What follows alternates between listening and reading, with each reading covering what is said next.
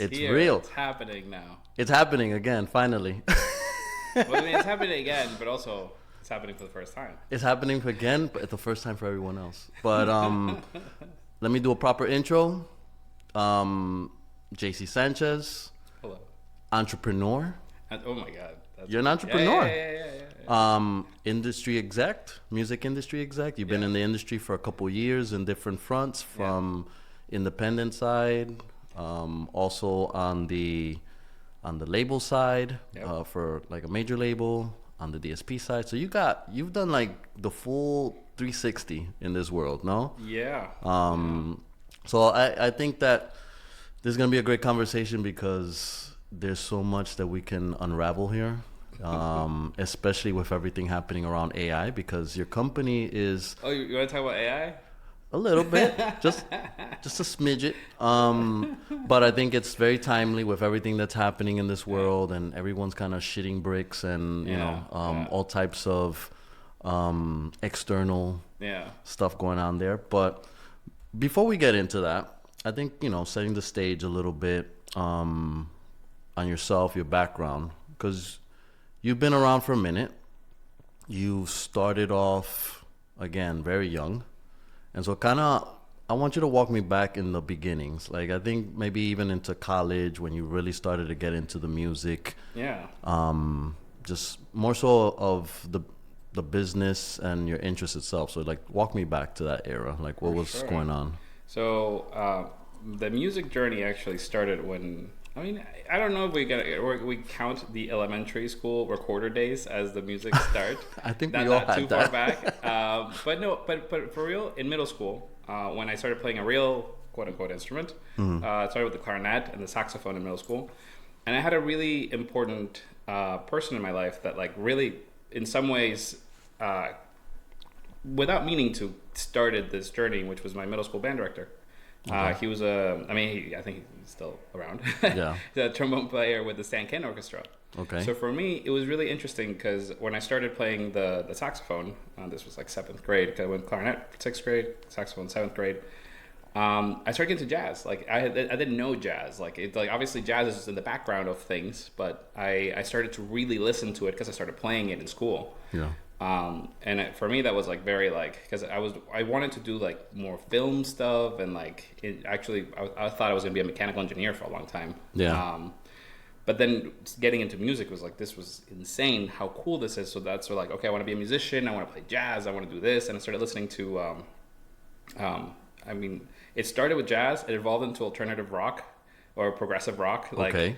My favorite band for a long time was like the Mars Volta, for example. Okay. But it was like, because they put saxophones in the rock band, and I was like, this is crazy, because I used to hear like Supertramp, but it's like that's a different approach at a saxophone, or like some of these like more like 80s rock bands that had saxophones, and it's like, but this was different. Yeah. But for me, like going back to the middle school thing, like when I heard Stan Kenton, like Malagueña, I was like, because I came from the Latin background, I was listening to Latin music. Right. When I heard this like fusion of like Latin and jazz, I was like, what is this? So I got really into Latin jazz, Paquito Rivera, like all those like, oh wow, all that whole trajectory, which is awesome, and I still listen to a lot of Latin jazz today. But what specifically about jazz attracted you? Probably what attracts me to everything I do, which is the creativity of it. Okay. It's like good ideas, interesting ideas, fun ideas. Like I think like being able to listen to, especially like, I think you feel it more live, like sitting down and listening to an incredible performer just create things and tell you a story. Because this is something I've been talking a lot about recently with a lot of artists. That it's like, is the storytelling. Like that's the most important thing, and that's what everything and like ultimately like boils down to, the storytelling. That's what music is, the melodies you tell, the lyrics you write, what you post on social media. It's all storytelling. You know? And that's like sort of like the human experience is like this sort of storytelling experience.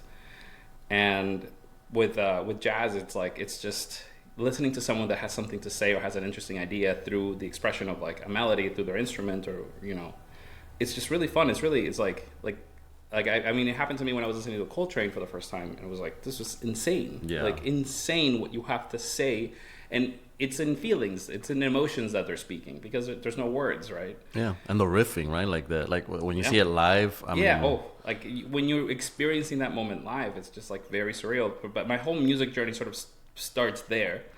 And then, you know, in high school, I played the sousaphone and the tuba for a couple of years. I was still doing like saxophone. And I started, one of the reasons I picked Florida State was because I wanted to do the marching band, because they have the largest marching band in the country. Right. With the marching I didn't chiefs. know that, really? Yeah. It's like 450 people. Like, I don't know if it's bigger now, but it was 450 people when I was there. 450 people? 450 people in the marching band there. Yeah, it's huge. But wait, like, I mean, I know this is going to be a little bit of a tangent, but like, is it 400 people like live on the field? Yeah. Holy shit. There's some color guard in that number, I think. But still, it's the largest collegiate marching band, I think, every year. Like, in terms of just sheer size. Okay. It's an incredibly well-run organization. I actually still keep in touch with the directors there. But it was that's why I picked Florida State. I was like, I want to be a part of that and play music. Well, the funny part is that I started in this like sort of jazz performance route because I was like, oh, I might be a musician. And like 2 weeks into the thing, I was like, nope, I did not want to be a musician at all. Why? What happened? You know, the first couple of weeks being in the practice room, like 10 hours a day, it was like, this is like the first 2 weeks was a taste of what the next 20 years was going to be as a professional musician. I was like, this isn't for me. Like, I do not want to be in this room 10 hours. And also like that pressure of like, okay, like if I'm going to make money to eat, I can't break my fingers because I break one finger. How do I play? How do I eat? Like, I didn't like that kind of a pressure. And also, like, I just didn't find fun to practice. Like, I found it fun to play. Right, like to play and consume it, but not necessarily the effort of actually building the craft and the. Well, it's just like, I mean, I've been thinking a lot about that recently. Like, sort of like what it is that you like to do with your time, why, and like all these like sort of like. And for me, it's like, look, I love playing music, and I still play music for fun. Right. For the fun of it, for the hobby of it, like. If I had to live off of being a musician, I would not have fun with it. It would not be fun to me at all. Yeah. Which is why, like, even now, like, as I learn new instruments or, like, just pick up my saxophone and play something, it's like, it's because I just feel like it's more like a hobby, right? Like, and it's fine because not everybody needs to build their life and career on something that they enjoy doing for fun. That's what it is. You know, finding it's interesting because like this comes down to like the whole like follow your passions, that advice that people give you, and it's like, you know, like because I'm going through a type of transition right now that it's like my career so far has been very much like marketing focused, even though it started in like music and then technology, and that's what I studied ultimately after I didn't study jazz performance, which is it's coming back up now that it's like I'm now being pulled back into the like sort of like this sort of software developer, builder, systems design type of trajectory in the work that I'm doing with an application, and it's really interesting because it's like, oh, like in some ways I'm returning to where I started. Yeah, that's career wise. Because that's what I was gonna say. Like, and sorry that when you went to college, you started the music program, but then you switched into tech, right? Yeah. Well, I went to business first, and then I was like, oh, I'm gonna do like entertainment law. So I did philosophy for a bit, and then I sort of discovered this sort of like IT route called ICT. Yeah. That I really liked. It was very like Web 2.0 and advertising online focused, right. Not as much databases and like security. Ironically enough, I'm dealing a lot more with that now. So maybe I should have just done the regular IT track. But that's what I graduated with, ICT, through the IT program, the technology and School of Information at Florida State. Yeah. And it was honestly, it was a great entry point for me because when I started in music was shifting into this like streaming, online, social media, like behemoth that it is now. But it didn't used to be the case. Like there were still physical sales, not obviously in a rapid decline. And there were still like, you know, iTunes were a thing in the US, like sales, like online sales.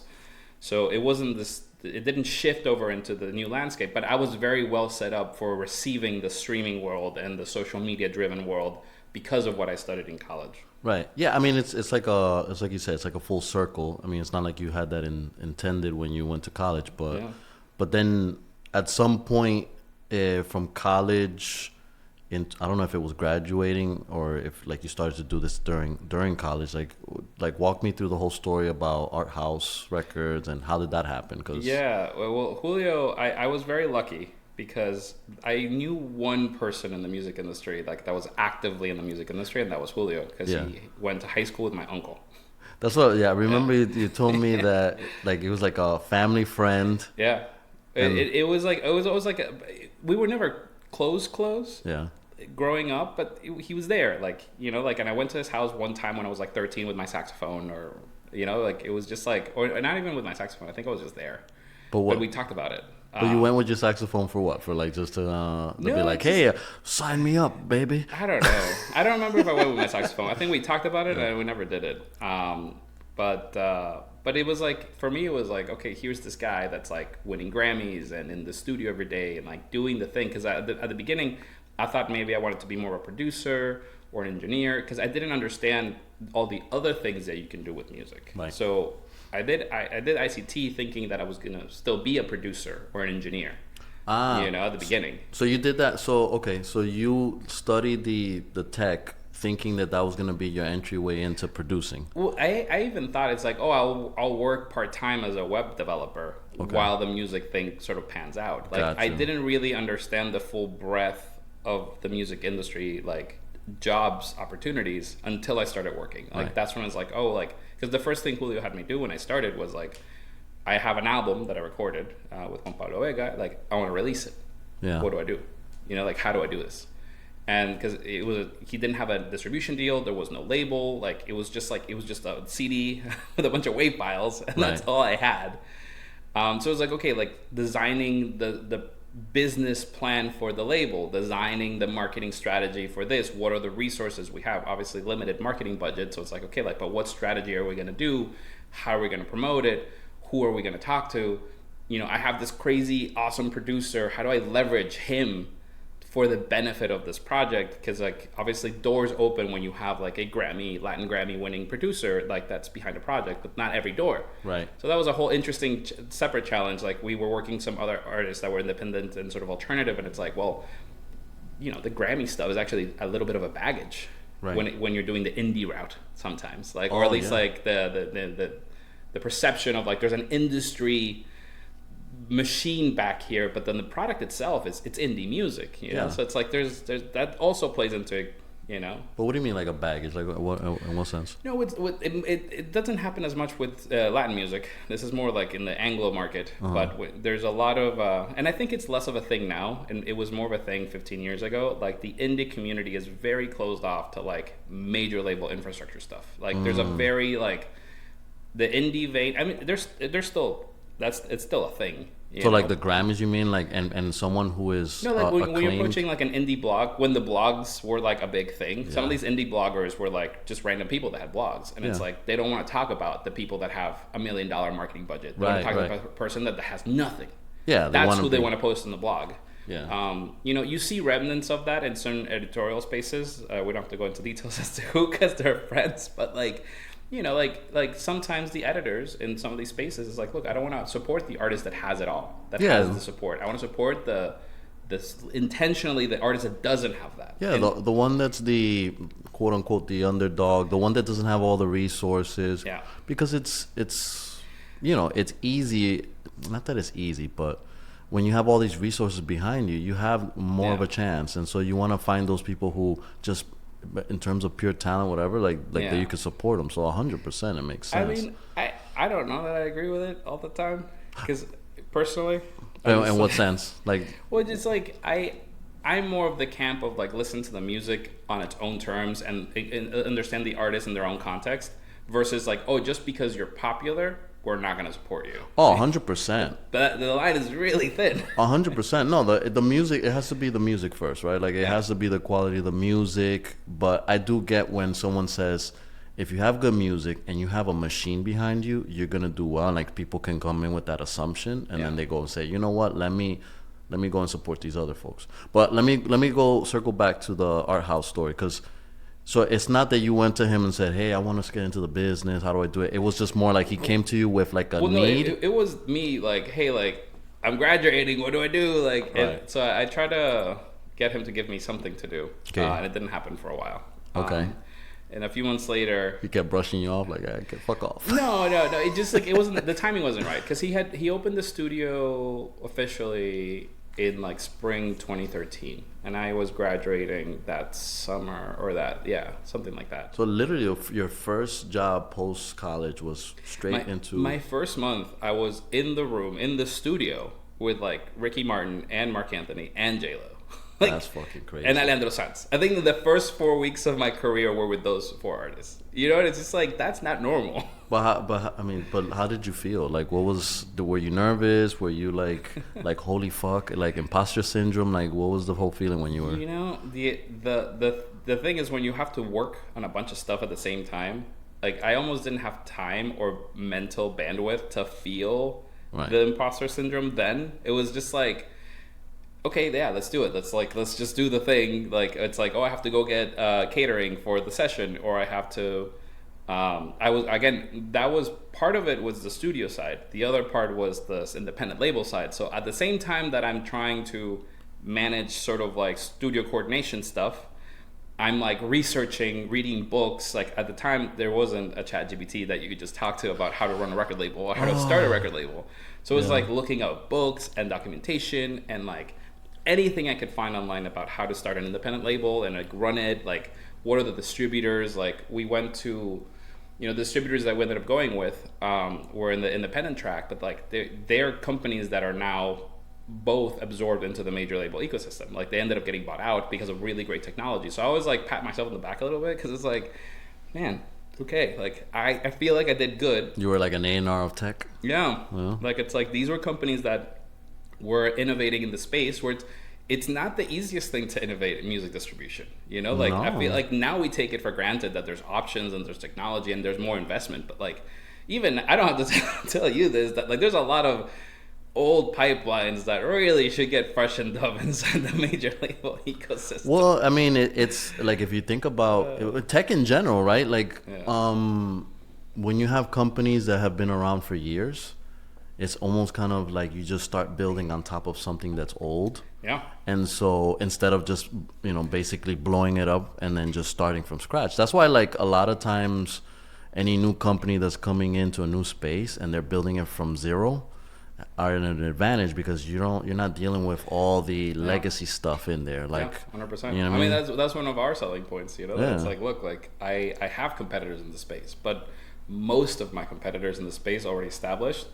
had built their systems and then they were putting AI on top of it, which is it's fine, like it works, but we are doing the opposite. And, like where we started with the AI agent system first, and then we started piling the other stuff on top, which is a very different sort of like architecture on the technical level. Well, we're going there, bro. Don't start teasing it yet, bro. But like, so yeah, I mean, you started to within the first month, like working, interacting with superstars, which is crazy. Because I don't know about you, but like I can imagine at that age, I'd probably be like awkward in front of these people, like not being able to look at them. It took me a while. It wasn't like I was a pro immediately. Yeah. Like it took, Julio had to scold me several times about like, okay, like this is you can't do this, you can't say that, you can't like how to like the etiquette that like more than just like. I mean, there's always a clash between like you a student, you a professional. Like there's a transition. There is something to working with big artists like that also like there's a different level. Because even when I was in Sony and like just through life, like there are executives that don't know how to deal with artists and don't understand artists like at that level to like understand like how to read a room to know that the artist is feeling uncomfortable. Yeah, and it's like that's a skill not everybody has. Well, that's emotional intelligence, not IQ. Like a lot of, and that's why like a lot of times, even when people ask, I'm telling them like the biggest skill or ability is having emotional intelligence to do those things. But like etiquette, like what were those things? Like some examples, because I think sometimes people just need to hear them. Yeah, no, I mean, it really does come back to like basics and just actually implementing the basics of like just listen before you speak, like really listen to the person, And it's like, and really understand, like, does this moment require your response right now? Are people sort of expecting you to say something or not? There is a moment where they're going to ask for your opinion. And it might not be when you think it is. Like, some people have to sort of get ready and be in a place where they'll accept your request. It's sort of like, I think, for example, like, when do you ask for a photo with a superstar? You know, that it's like, if you ask for the photo when you first meet them, they will never look at you in the same light. Like, you will be a fan. Yeah, you're and fanboiling. You're just fanboying. Yeah, but after there's a certain amount of rapport and a certain, like, comfort and intimacy, it, like, is built, like, it's not that weird asking for a photo. And their artists are typically, most of them are very chill with, like, oh, like, for the memories or for your family or whatever. Like, like little, like, but, like, there has to be a certain amount of, like, trust built in first. And it's like, well, how do you know when you have that trust built in first? And it's like, well, there's no alarm, you know. It's just like, you just sort of get a vibe, like a feeling. Okay, this is the right moment where, like, my relationship with this artist isn't going to be hurt by me asking for a photo, or, you know, it's like a weird dynamic that it's like, I think it is hard to teach it. Like, you can hear it, but, like, to live it and to understand it, sort of, what is the word? So semantically? No, it's somatically. That in your body. There's a word for that. I don't know. But I get what you're saying. No, it's a vibe. 100%. It's a vibe. It's a vibe. You get the vibe, and it's like, and also developing that ability to, like, and I think it happens when you start seeing it with other people, which is why the experience is really key. That it's like, I can tell when someone's ruining the vibe. Right. So it's like, and you don't want to be the person in the studio that ruins the vibe, because, like, especially when you're trying to get artists to bring their best versions out, to record the best quality music and write the best songs, it's like, you really, I mean, this is something that producers all know, like, at least the good ones. Yeah. You know, you really have to curate the whole experience, like, from the second the artist is coming in to the studio, what they smell, what they see, what they, like, touch, what they eat, what they, you know, like, sort of like the whole experience of a studio determines if the song's gonna be good or not. Yeah, 100%. You know? And I'm imagining, like, every artist has their own ritual, has their own kind of way to get into that flow, and just kind of being able to cater that. Yeah. And also just making sure that you're protecting that space, because some people will be like, you know, I can imagine, like, and I know, like, you've lived both sides, so I'm curious, you've seen it, but, like, when someone from more of the business side says, oh, I want to be in a studio, I want to go there, and then it's kind of like, how to manage that, because it's like, it's tricky. Well, I think that it's why most artists prefer to not have labels or even managers sometimes in the studio with them, you know, like, I get it, like, because it just changes the vibe, and then all of a sudden, and forget it, like, someone starts giving opinions right there when they're not asking for it. That like, it's you can tell when the creatives get, like, that the eye roll, like, when someone starts saying something and it's just like the songwriter and the producer and the artist are like, okay. Like, oh gosh, shut the fuck up. Yeah, no, for real. Like, it's like, it's a thing. It's a real thing.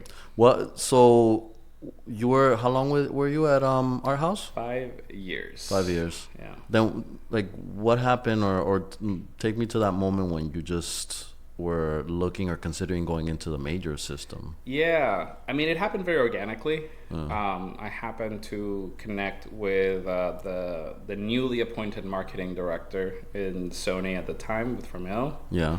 And shout out Carlos. And yeah, I forget what show we connected at. We just met at a show just randomly, and we just, like, I don't know, we just had an understanding, and, like, it happened that he needed to find a replacement for himself in the PM roster. And it happened very quickly. It happened very organically, to be honest. It wasn't something that I was actively trying to, like, I wasn't trying to get out per se. Right. It was just an opportunity that came up, and you were like, fuck it. You know?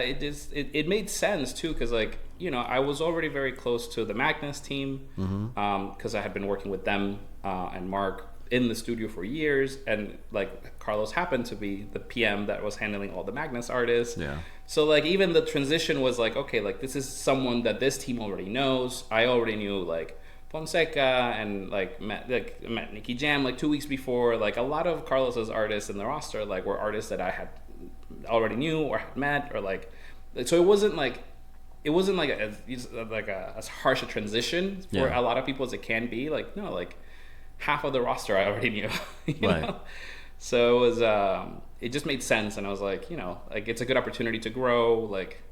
But the transition was funny. I make this like sort of like lightness of this, but it's like I literally went from like getting Mark's coffee to 2 weeks later like managing his project.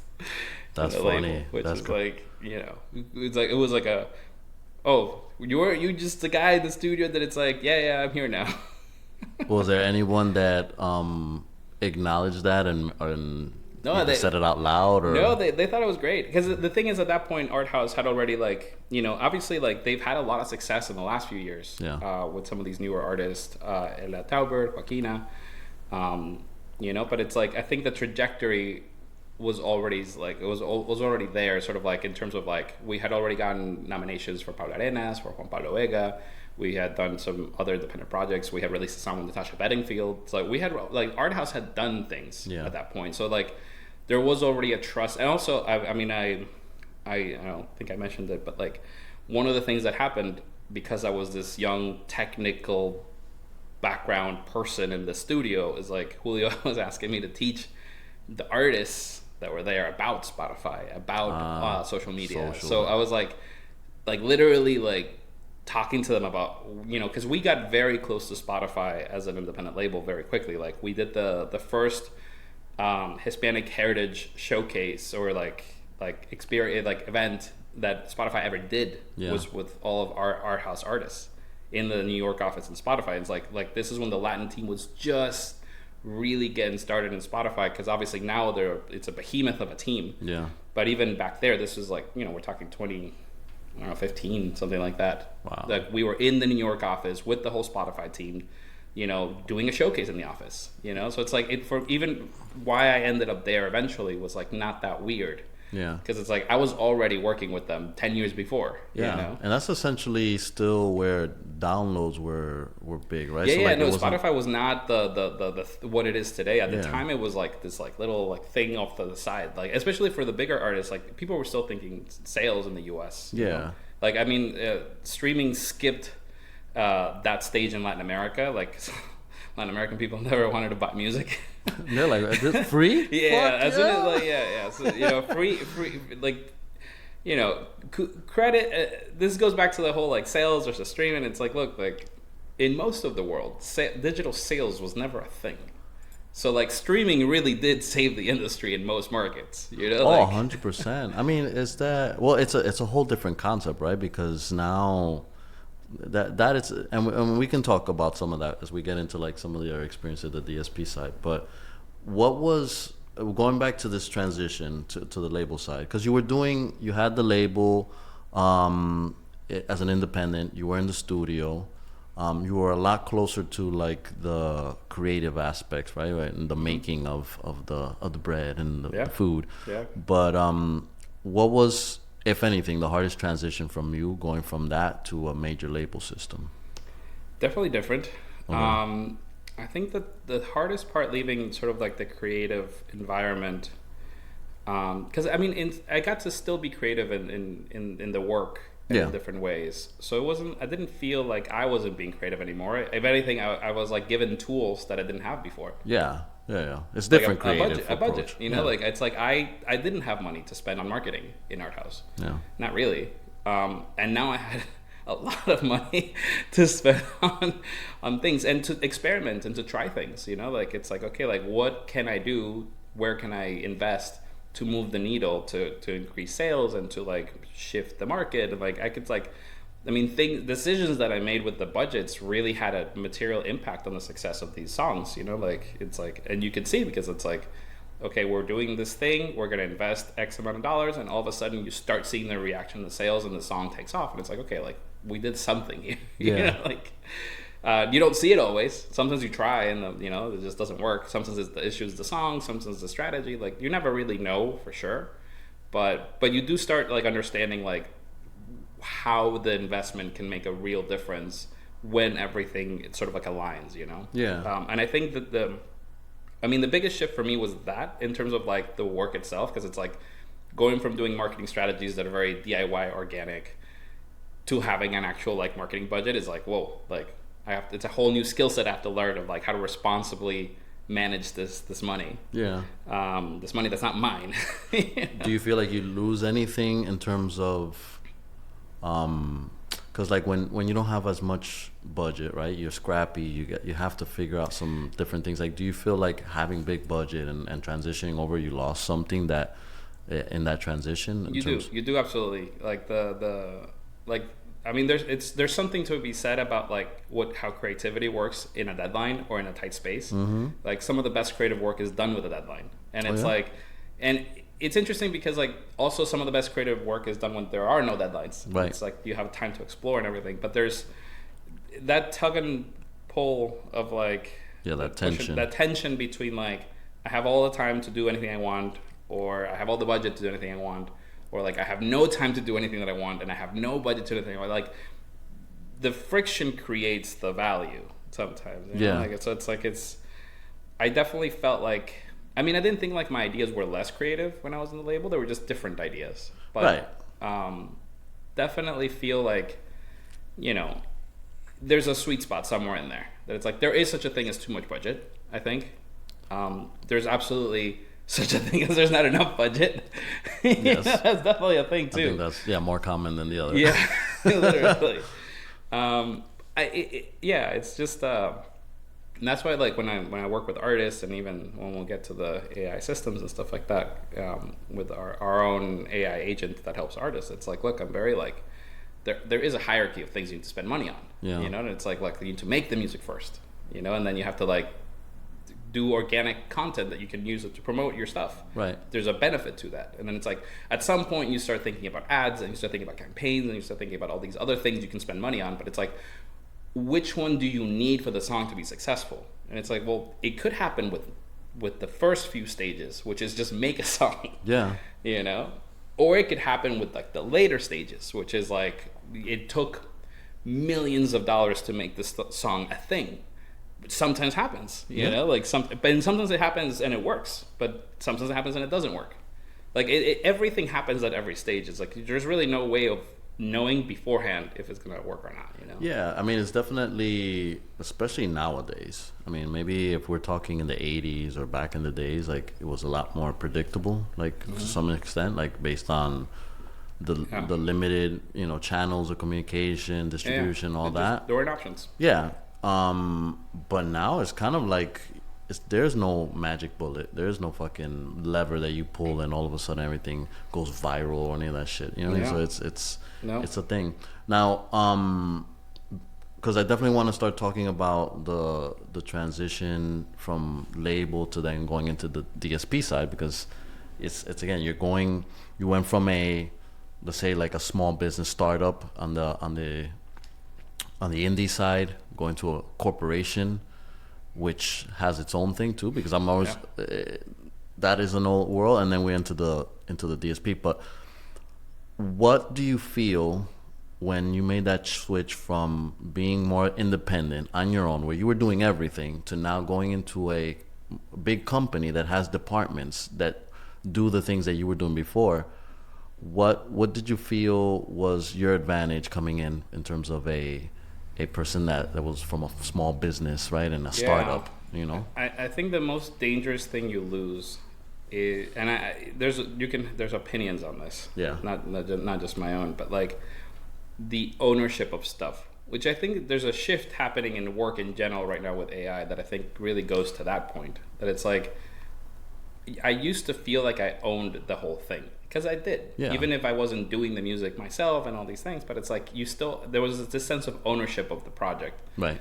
And I think then when I transitioned into the label, I think I still felt that sense of ownership, which for a project manager is a great mindset to have, because it's like you want the project manager to feel the ownership of the project, and it's like, look, like there's all these people doing these different things, but it is on me to push this thing forward.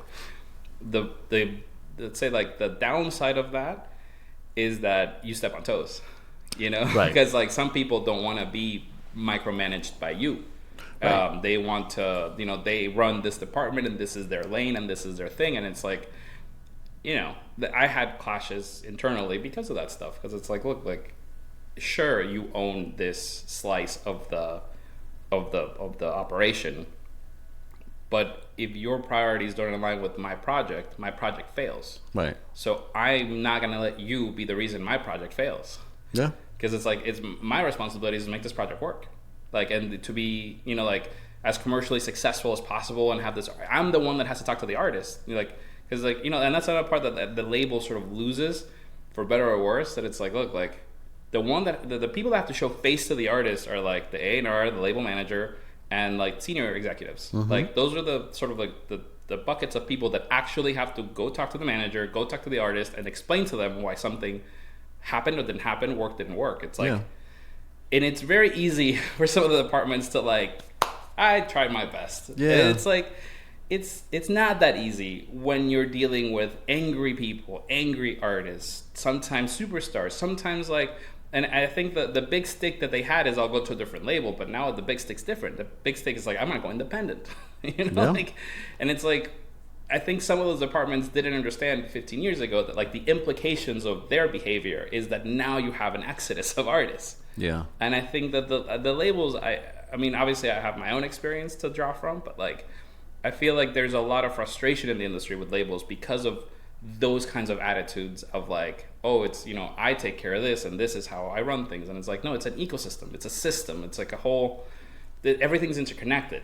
You know, and it's like, when you start making some of these decisions in a vacuum, you know, which happens with, like, you know, talking about like legal things and like contracts and like all this stuff. But it's like, sometimes, you know, legal spaces will make decisions that impact other things. And like, when you get to deal with the outcome in the real world, it's like, this doesn't make sense. Like, why is there like these many seconds for a preview of a song? Or I don't know. So like, there's all kinds of random like things that like decisions made in a vacuum of the context. Yeah, 100%. The decisions made in a vacuum, also decisions that don't have that emotional toll or tax that you have to, because, like, again, like you said, the people who have to face the artist management and be the person representing all the decisions collectively of a company are the ones that are, you know, are gonna have to eat shit, or if something is not working or not, something's not being liked. And so I guess before we go into like the DSP side, like, what would you say if you had the opportunity to go in and you were starting your own big, you know, label with like multiple departments?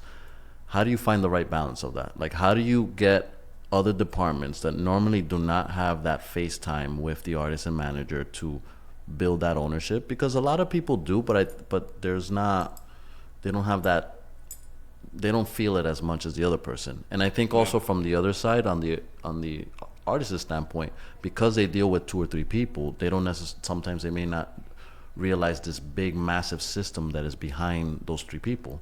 So how do you find the balance of that, like if you had to make a decision yourself? I definitely, like, when I've talked to artists about how to work better with the label, this is something that comes up, like how to better manage the relationship with the label and get the most out of the label too, because like, and it's like understanding like it is human beings, you know, like the label's not this faceless thing. It's like, it's a bunch of human beings, and sure, there's like a corporate entity, but like, you don't deal with the corporate entity, you deal with the people.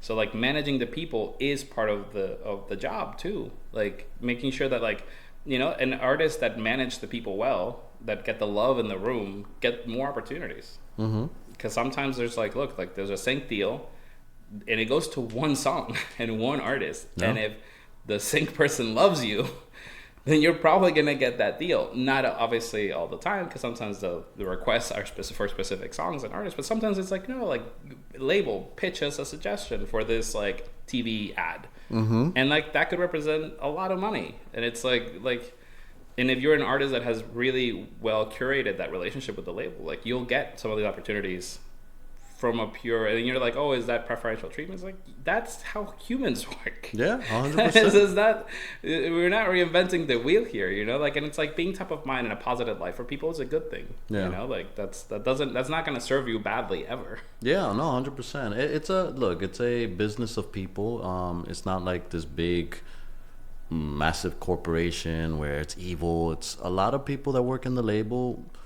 they're there because they love the business. They want to support the artists. Some feel the pressure more than others, but it's like how to make the most of the system. For everyone. I mean, and to answer your question, I honestly feel like, I mean, what's happening now with work and how AI is revolutionized or going to revolutionize, because we haven't really seen the full impact. I don't think we've seen 1% of the full impact. It's just starting. It's very early stage. Yeah. It's but I do think like it's there's gonna be more generalists and more ownership of outcomes. Like that's really what's happening, and I think that's where this is going. I don't think that there's going to be 20 different departments in a record label. I think it's going to be much fewer departments, and the people are going to be overlooking a lot more subjects.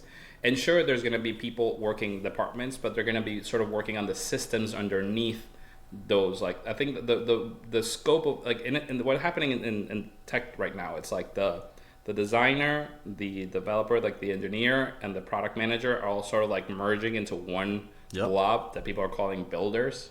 And that's what like companies are, like tech companies are like hiring. They're hiring builders. Like, and sure, you might not be the best designer, or you might not be the best product person, product manager, or you might not be the best software developer, but like AI closes the gap between these three jobs so that you can have a developer that does the other two things, or a designer that does the other two things, or a product person that does the other two things. And it's like you have like preferences and strengths, but like the floor is sort of raised on like what one person can really get done. 100%. You know, in terms of these different disciplines. And I think the same is going to happen to all the other businesses in different ways. And it's like, so it's like you don't get, sorry.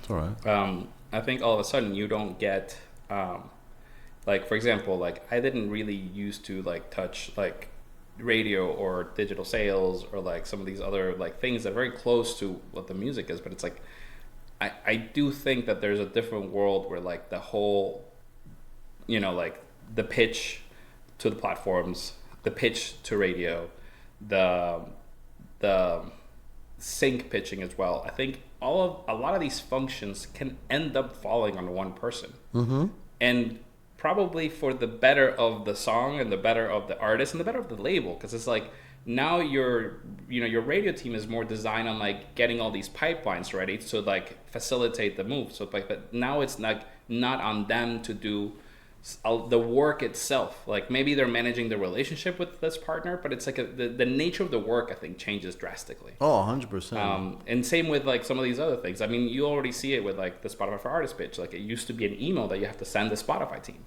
and now it's a thing on Spotify for Artists through a dashboard. And it's like, look, I don't understand personally why there's labels today that don't just make the project manager do the pitch to Spotify, when it's like, I'm not asking you to talk to Spotify as a PM. I'm asking like, why don't you just make the PMs do it? If it's like pitching the music from the marketing point of view for the, you know, like it's like, right. And again, it's like, but everyone sends weird pitches. There's no unification of like best practices. Like that's exactly what AI can help bridge that gap, because now there's like a skill you run or an agent you use for this work that the sales team controls, and it's like, okay, all your pitches are going to be structured correctly. Yeah. But now it's not the sales team that has to do 150, 200, 1,000 pitches a week or a month. It's an agent does it through the knowledge of the marketing team. So it's like a lot of internal like workflows are going to change drastically in the labels. 100%. I mean, I guess, and it's fair, because that question I just threw at you before, it's gonna change very quickly, right? Yeah. And I think everyone's seeing and feeling it. But so I want to just kind of move forward with, you know, you went from being on the label side, you started getting into the DSP side. Take me back to that moment when you went to, when the opportunity came up, because I think Spotify was first, right? No, Facebook. Facebook was Yeah. Okay, I forgot. My bad. Oh, good. No, I went Sony to Facebook, and I think that was definitely a much bigger jump than the Facebook to Spotify or the Meta, because I got to live the Facebook to Meta transition. Yeah.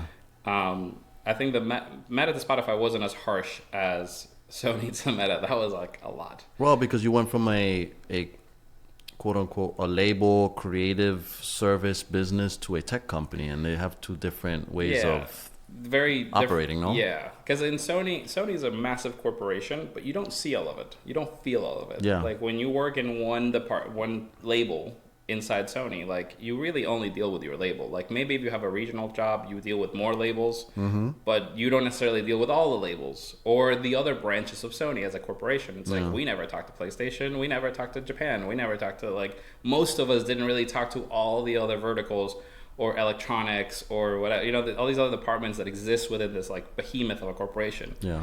Tech is very different. Like tech is actually very interconnected in that sense, and sometimes like for the better, sometimes for the worse.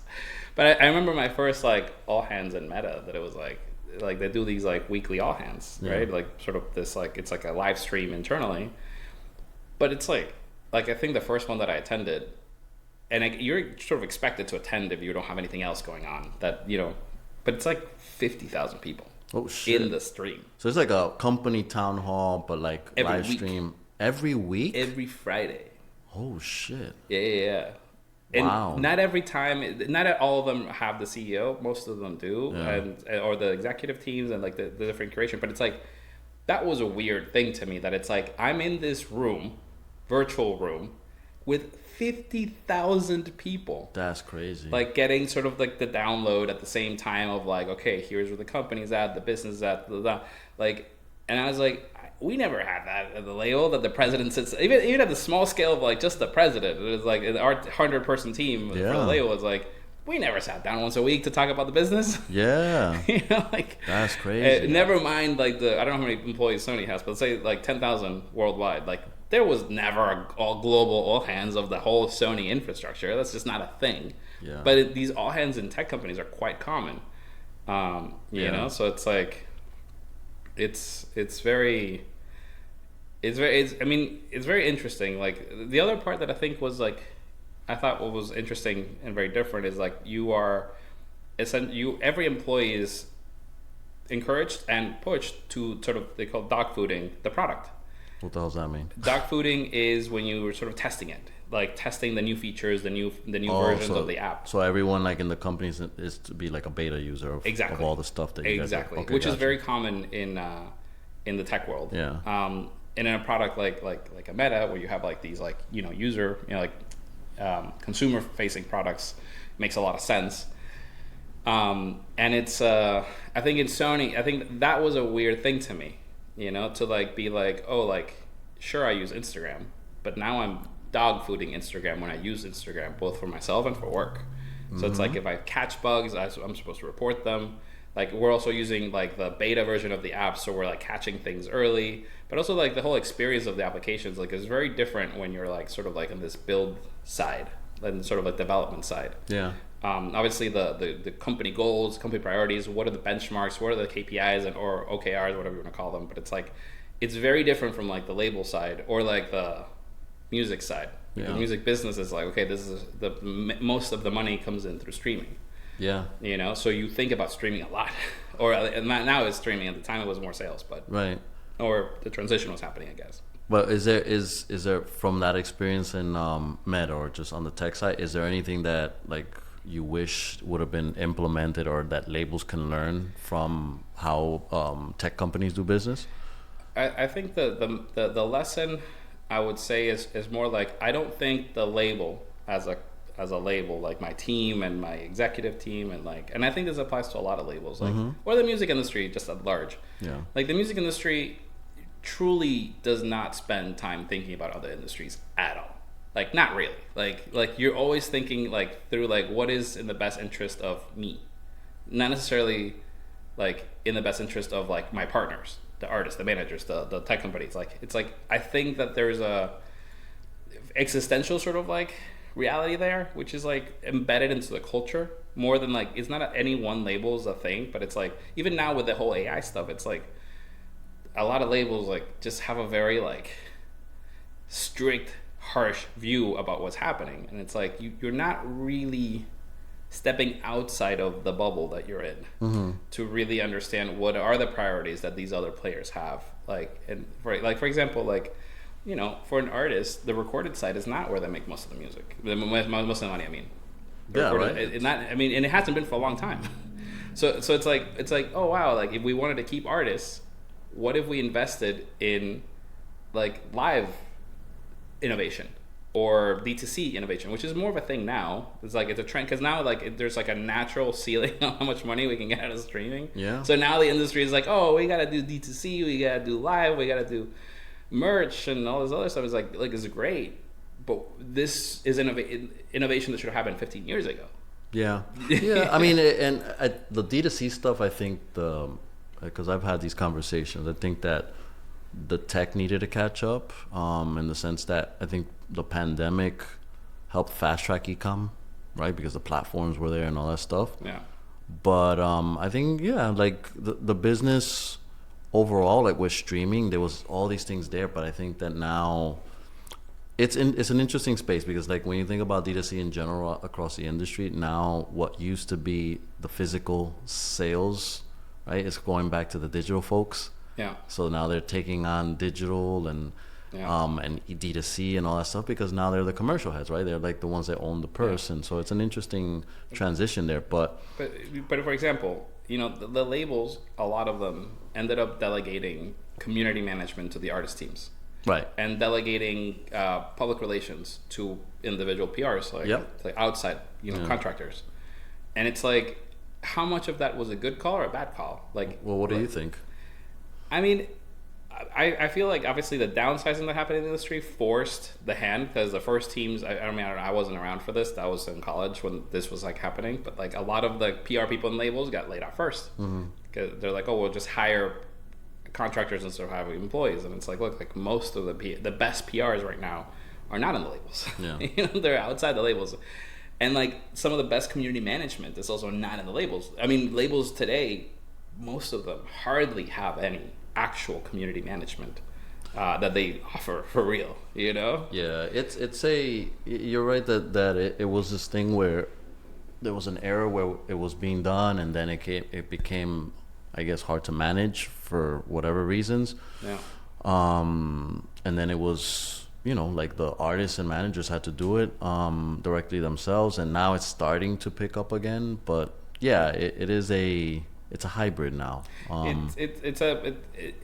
There's definitely like, obviously, I mean, I do agree that like there's technology unblocks now to do things that we just weren't able to do before, for sure.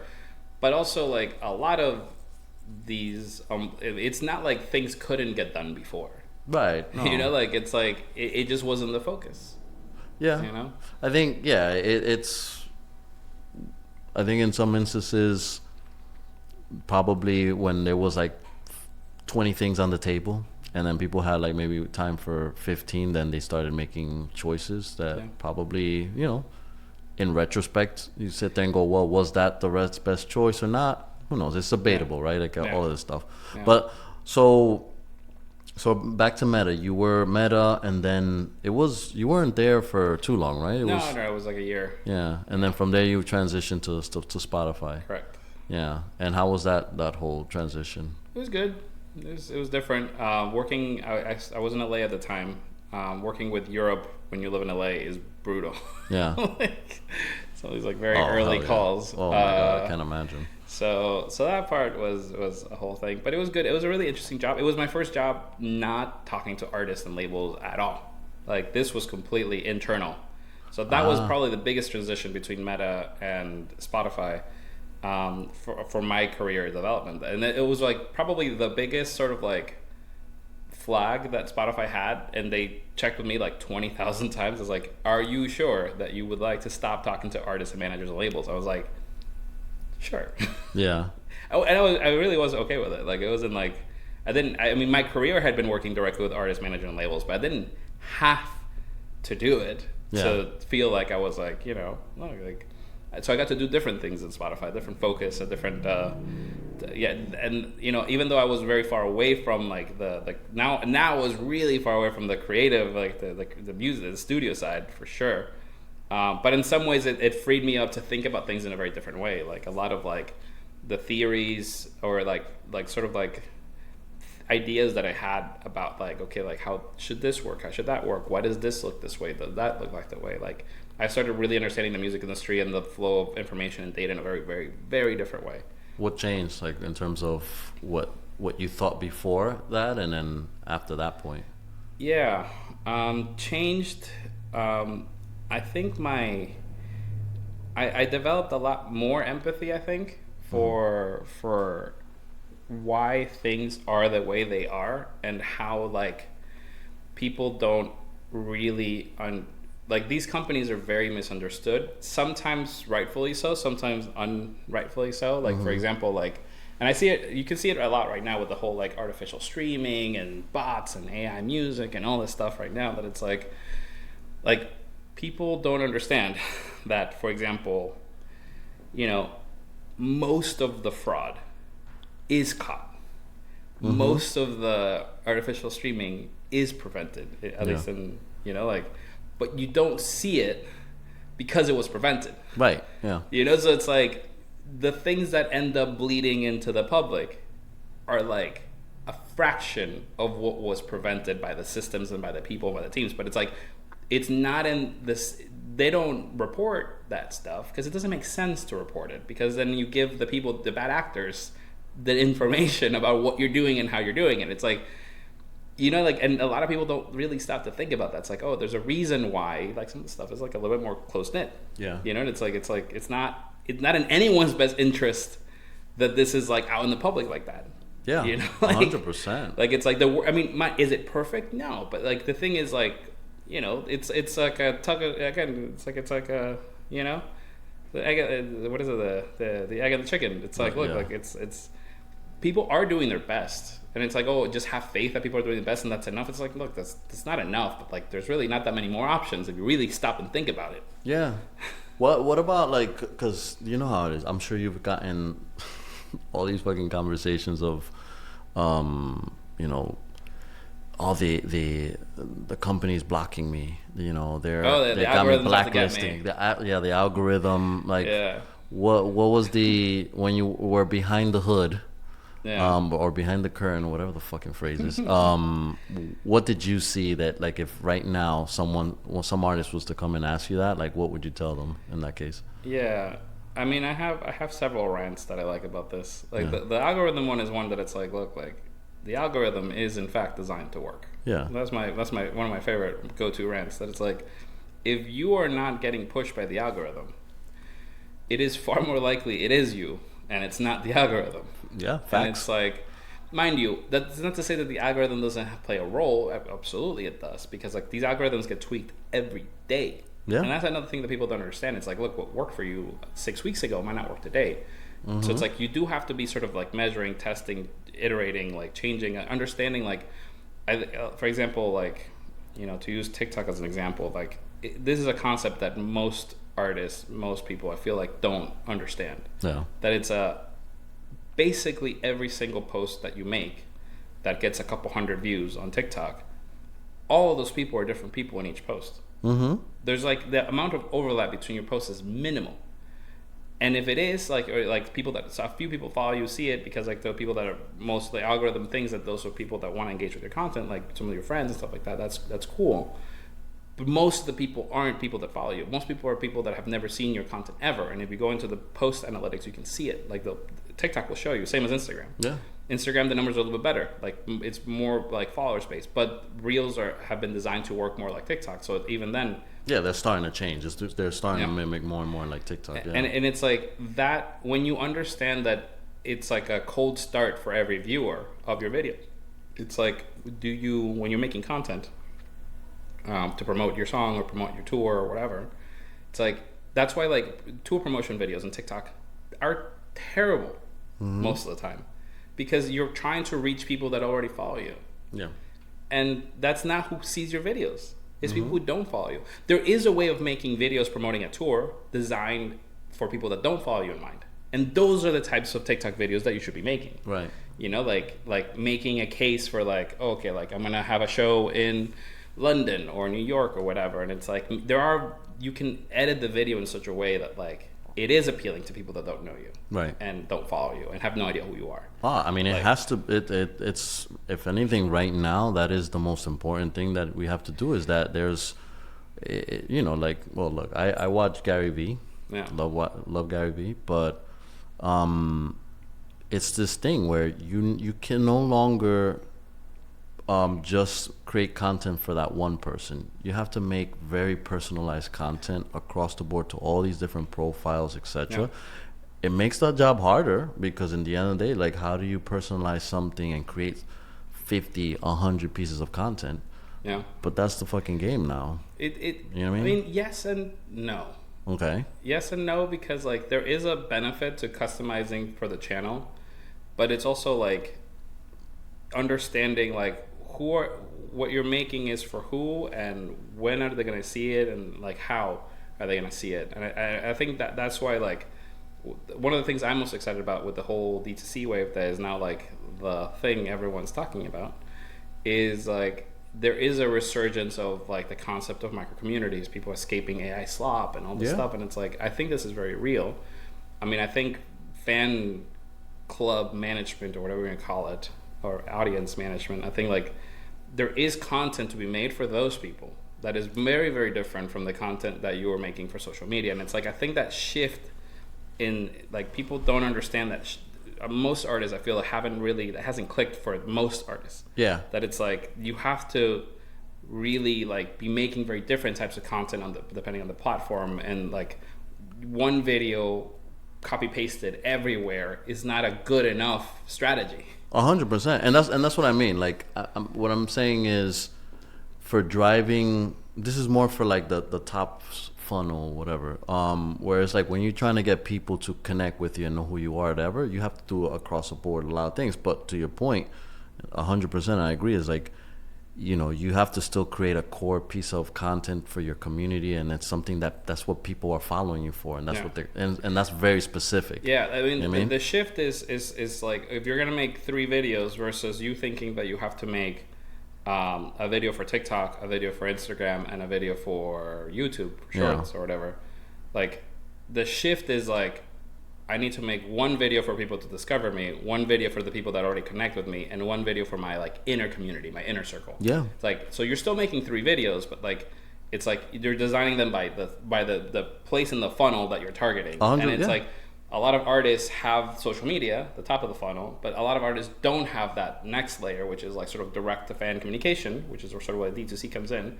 And then there's an even lower level than that it's like the super fan, right? Like the super fan curation and management, like the people willing to pay you every money, like maybe not necessarily every month in some cases, but sometimes yes. Yeah. You know, like people that are there to like ride or die, buy every ticket, buy everything. Like most artists don't really have clear channels of communication with those people, or don't even know who they are. And it's like that's, you know, something that I think is coming in the future of like being able to identify those fans. And like everyone wants to own that layer in the music industry. Like Spotify wants to own it, labels want to own it, managers want to own it.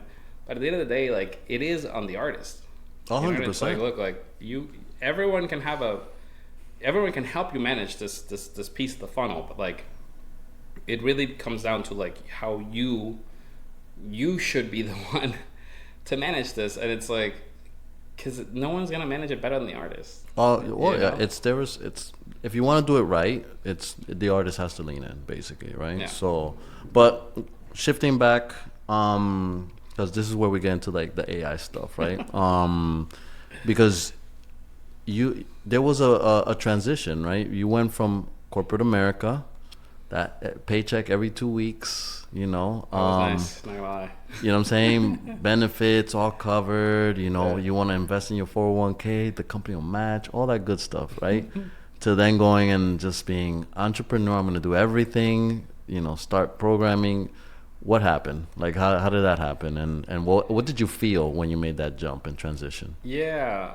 I mean, I left corporate America not by choice. It was part of these layoffs that Spotify had at 2023, which is like 17% of the company. That's something, a big chunk of the company. Yeah, I remember that. That was a tough one. So it was sudden, weird, unexpected, to be honest. Like the company's now profitable and like everything's like everyone's happy about how everything's going. And then, no, we're overhired. I mean, they didn't say overhired, but everyone overhired post-pandemic or with the pandemic because all this, low interest money came to the market. Mm-hmm. So, I mean, I was very lucky because like I jumped right in to work with Camilo, who's an artist that I had worked with in Sony, and we were good friends, our good friends, and yeah, just went right back in to work on helping him create the El Taller Creativo, the studio. We jumped right into making his fourth album, that ended up being Cuatro. And I sort of like back to my roots in independent music and then the studio. So I was like, oh, I'm in a studio. I'm like working on this like project and while building the studio, and like obviously we're connected with Sony friends, and like it was a really good experience, and that sort of evolved into more of like a consulting model. Rather than being, I started directly in his management team and then sort of like consulting him directly and his management team. And then that's when I started working with more artists in this consulting sphere. So I started working with Umbe, Sofia Reyes, Nicole Signago, like just like, I actually started working with Art House again, with their artists in development. And so that's where like I was sort of consulting, not really a manager, not really a label, not really like, didn't really fit any of the normal buckets. More of like a strategy consultant is like what I was sort of calling myself. And that's when I started using AI tools, more on the productivity side, right? Not music creation, which is like a big distinction. And I was like, okay, how do I use these tools to help my work? And how do I use these tools to help the artists with their content, with their strategy, with their social media? And it was working quite well. Like I was actually getting a lot of value out of the platforms for myself and for the artists. And that's sort of like where the idea for the company, what is now Orphiq, started materializing. It's like, okay, like it's really cool what this technology can do, but it took me months to really understand and grapple how this works. And I was like, there has to be an easier way. Like there has to be an easier way, because like, artists were giving me their ChatGPT passwords to help set up their profiles, and it's like, that is weird. I mean, especially today more than it was a couple of years ago. Because today these AI chat account apps are so personal. So sensitive that it's 100%. Like you don't want just anybody going to talk to your agent, because if you ask the agent like, or your chat, like, hey, like, tell me all the deepest, darkest secrets that Jose has. It will tell me all your deepest, darkest secrets. It has no filter, in that way, if you're inside the account.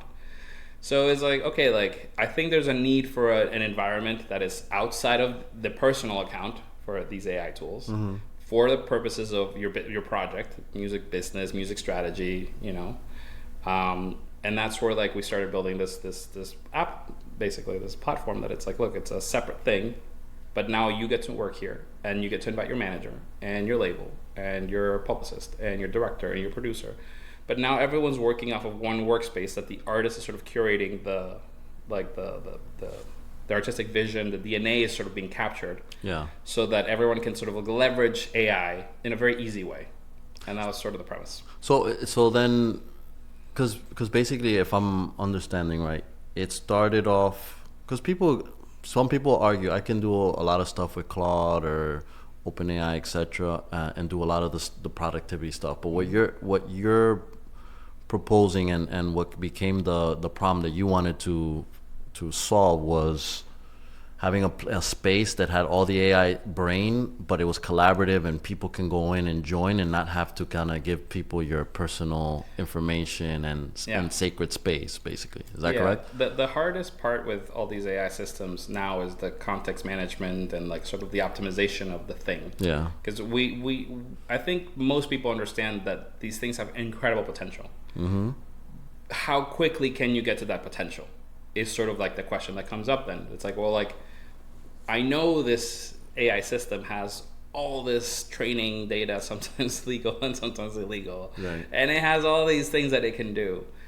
But then how do you get it to give you the thing that you need for your project? Like, what is the post I should make? What is the strategy? What is the brand I could collaborate on this release in this city? Like, we know that the potential is like locked away in here.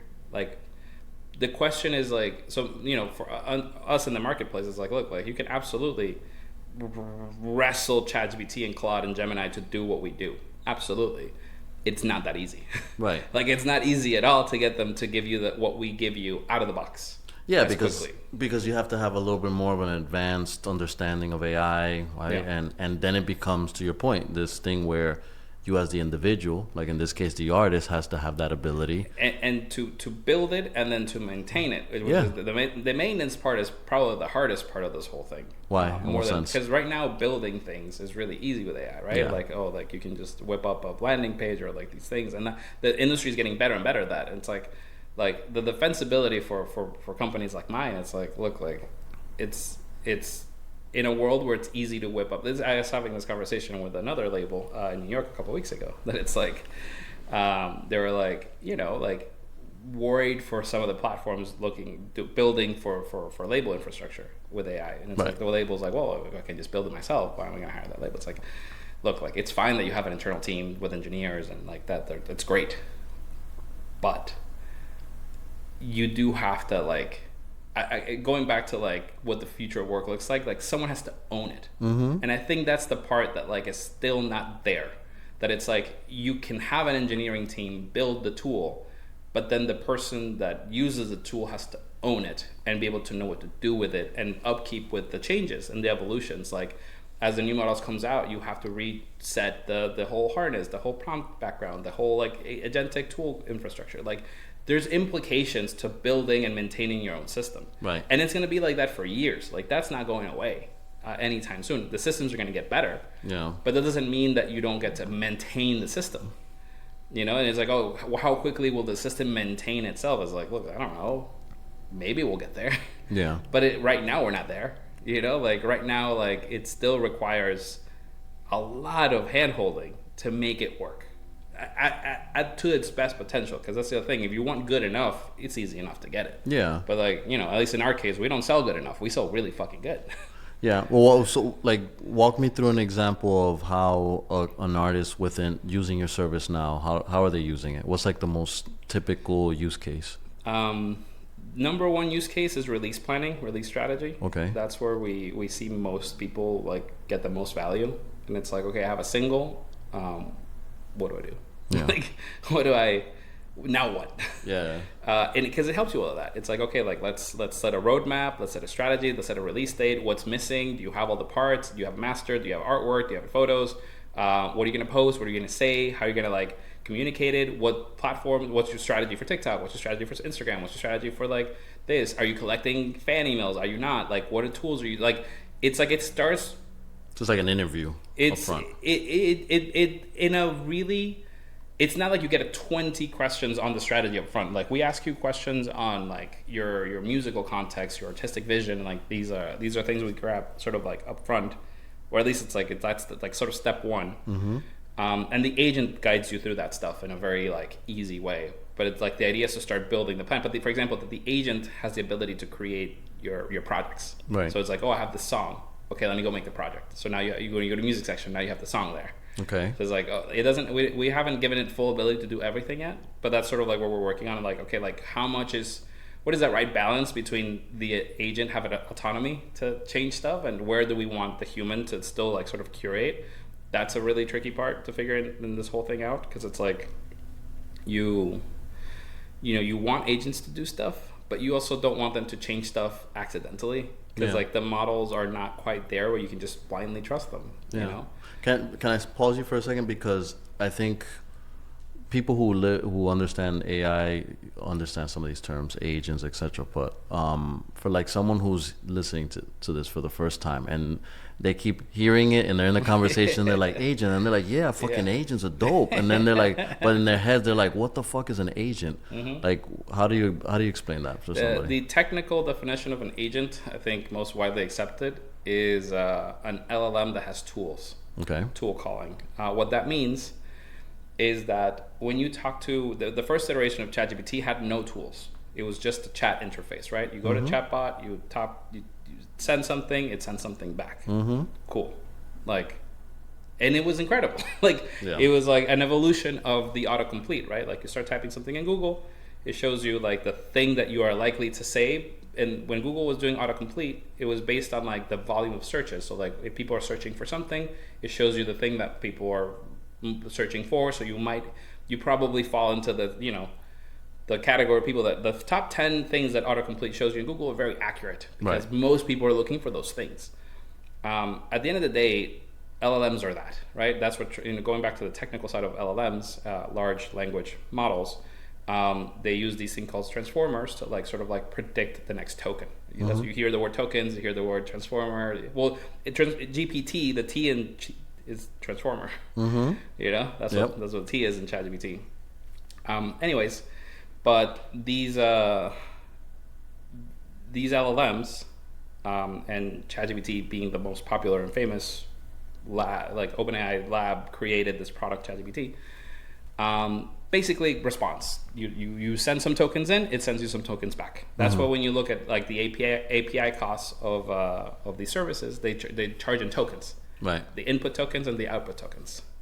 So the agent is sort of like, the breakthrough with the agent is that now you gave tools to this LLM. So not only do you talk to it, but now it can make decisions and start doing things based on what you inputted. So if for example, the web search is a tool call. Right. Like the LLM in itself doesn't have the ability to look at the internet. It needs to call a tool that gives it the ability to go look at the internet. Right. So as soon as they started getting these, and then for example, like if you've played with any of the more recent like coding tools and like some of these other things, that you can start managing files, like the ability to edit a PowerPoint with an LLM, or like these are tool calls that they're making. That's what the difference between like a chat wrapper and an agent, that the agent can start doing things like creating documents when they didn't exist before, or searching the web when it just doesn't. The LLM is like a box. It's like it doesn't get to see what's outside the box the way we do. Right. So the tools. Go on. Sorry. Yeah, the tools give it that ability. Got you. Yeah. So my abuela that's listening to this is like, mijo, ¿qué dijo él? So basically, the agent just has the ability to take actions for you. Right? Leveraging all these tools. Well, it can do stuff. Yeah, it can do stuff. It doesn't just answer. It can do something. It could do things. It can do things. Yeah. You know? But now, because it goes back to that point. Now you have people on your tool. Just artists, managers in there using this stuff. There's now agents. That's doing things for you. What becomes the right balance? Like for someone that's like, how much does an artist or a management need to know about AI to start really taking advantage of this stuff? What do they protect in terms of the actions and things they do versus what they let AI do? You know what I mean? I mean, our whole philosophy is that we're not trying to replace the creativity or the art. You know, like we're specifically not into AI music creation. Yeah. We're not trying to help you generate posts and stuff like that. We're helping you synthesize ideas. Yeah. That's really our focus. I think I do hope that artists and managers and labels are using AI to do the less fun parts of the work that we have to do, just so that there's more time to do the more fun parts of what we get to do, or just to do nothing, like to just take a nap, to just take a walk. I think that's the promise of AI. I think that's the most interesting thing to me, that it's like, what happens when you 10x your productivity in half the time? Well, do you now have 20-hour work weeks where you're 10 times more productive than when you had 40-hour work weeks?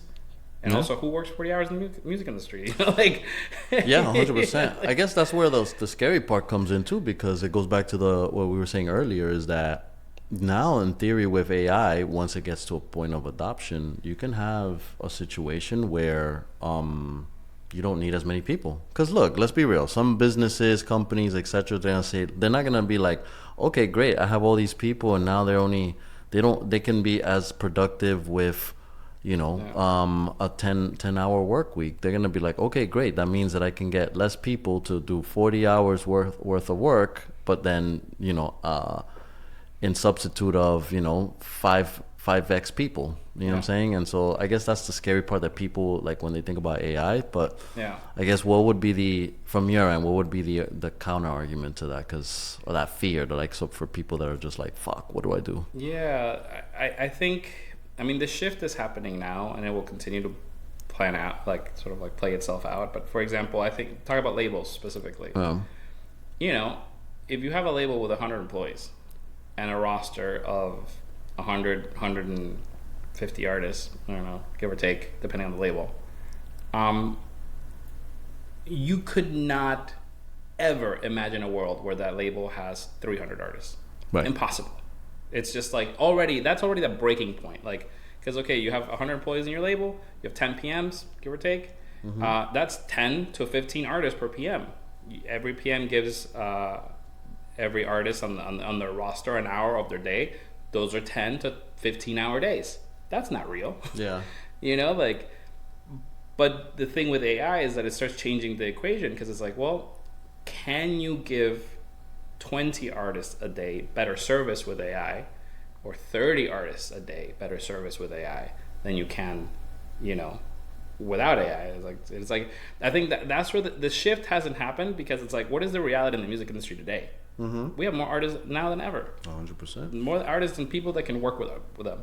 And sure, not every artist is a superstar. That's another thing that we're happening, where it's like it's harder to punch through with superstars. It's like, well, what happens if the label ends up looking more like a distributor, and you just have a much bigger roster, and you're still giving them that extra level of service and attention, but now you have a team enabled in AI to start managing more artists to deliver higher quality work than was being done before. And it's like, sure, like you might not have the superstars, or maybe you still have the superstars. They still demand like that level of attention, because they pay for themselves with like one release for the next decade. You know, the way the math works out. And even more so in perpetuity if it's a true hit, because now you have money forever with streaming. Yeah. You know, and I think that's the shift that hasn't happened in the label infrastructure, or in work in general. That's like, look, like I think the work looks really different in this new environment. And one of the biggest, toughest things to deal with I think, like at least a lot of like people who are building product right now are dealing with it, is like the context switching is really, really tough to manage. Like there's a limit to how many agents you can manage in one go before you like start losing your mind. Yeah. But that's where like we're developing, you know, as a human society, new systems and new ways of thinking about these things. And it's like, now you're having like agents that manage agents, so that you're dealing with one agent, and then that agent is dealing with like a bunch of other agents, and like some of this other stuff. The it's layer like, of complexity that's coming. Yeah, it's happening now. It's, 100%. It's happening, know? but most people don't know that. No, the people have no idea what's going on. Yeah. I did a workflow in Claude a couple weeks ago, and it was like, I don't know, 150 agents going at it, and I was like, this is stupid. Like, this is stupid. But I didn't prompt 150 agents. Yeah. I prompted one, and then put 150 agents to work. Yeah. You know, and it's like, oh. And mind you, I only see, like, the main agents. Those agents could be calling sub-agents on their own, and I don't even know about it. And, you know, these agents can be talking shit about you. It's, I was talking to one of your coworkers last week about this. I don't know if you caught up with him. With Sergio, but one of the things that I'm thinking about is like, look, like I feel like I am living 6 months to a year in the future right now, at least to some people, with all this agent stuff. So I was like, you know, like I actually like the idea of helping increase AI fluency in the music industry for professionals, and it's like, so that could be something I can do more of. Like, how would you do that? No, like there's, you know, first like do a course dedicated to music professionals that it's like sort of self-serve kind of a thing. But also like offer just like workshops. It's like, hey, like I'll sign the NDA. I'll go in to your team, like to your label, to your management team, and like whether it's a 1-day workshop or like a 2-week sprint, but like get everyone on your team like understanding these concepts in like in an easy to understand way with your own internal tools. Like, oh, you have a Copilot, or you have Gemini, because you have Google Workspace, like whatever tools you have internally is like the thing about AI fluency is like I use all the tools all the time, so it's like there's not that much of a difference between them, but also like understanding like where are the limitations of these things, why are they limited, how are they limited. It's like being able to translate that into like having individual teams be able to create their own workflows. And again, like I think people have to end up owning the different outcomes, the different sort of like for example, like talking about a team like a BI team, you know, that's like, look, like the paradigm that we were at before is that if you wanted to have a report or a dashboard, someone on the BI team has to run the report, run the dashboard. The world we're going in now is that you just ask your agent to go look at it, and it will do the whole thing for you. Yeah. But then what does the BI team do? And it's like that's where the BI team should be designing the skills that the agents that everybody uses internally do for designing, like, okay, how do you run this skill to get this information in a high quality and verified way? Because like an agent on its own today probably won't have the right information or do the right verification of details and things like that. There's a lot of gaps in the systems today. Like you can't just copy paste what an agent gives you for a BI report. Yeah, 100%. No way. But a BI person that does know what a report is supposed to look like can validate, can absolutely create a system that the agents that other teams use to do BI reports. Yeah, it's like, but now that the job is babysitting the systems, like yes, that is what the job is becoming. So it's like you still have to be an expert in BI because you have to design a system that actually verifiably generates 100% accurate information every time. And we're not, like, we can get pretty close right now, but you do have to design like what is called a skill, which is like scales are basically like instructions for agents to follow, but it's like creating the system for the agent to follow this.